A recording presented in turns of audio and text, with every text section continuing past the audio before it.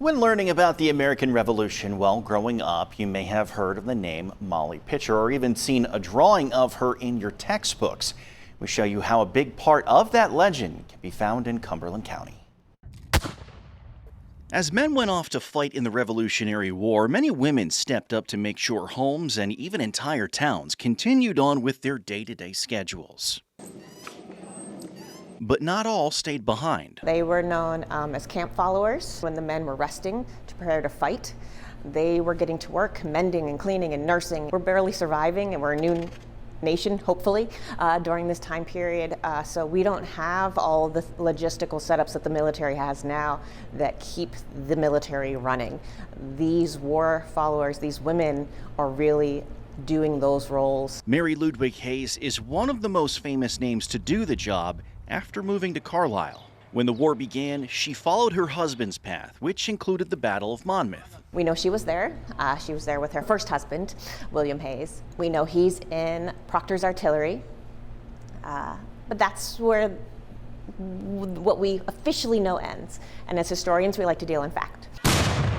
The Molly Pitcher legend is of a woman who stepped up to help fire a cannon during the battle, but much of that was passed down through word of mouth.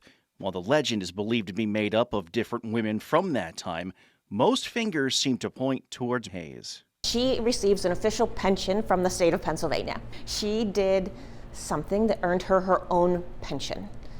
They did not feel the need to write down what any of those things were.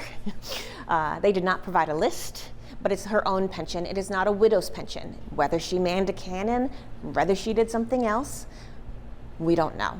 It's incredibly rare for a woman to receive her own pension. Over time, the name Molly Pitcher carries more weight. Her legend grows significantly around the American centennial, and she's the American mother, and everyone kind of rallies around her story, and she's this fierce woman who picked up, this ramrod and, stepped in when there was no one else, and everyone could rally around that story, whether it's true or not. Her first husband would pass away, and she remarried, but was still considered lower class until she died in 1832. She had no headstone.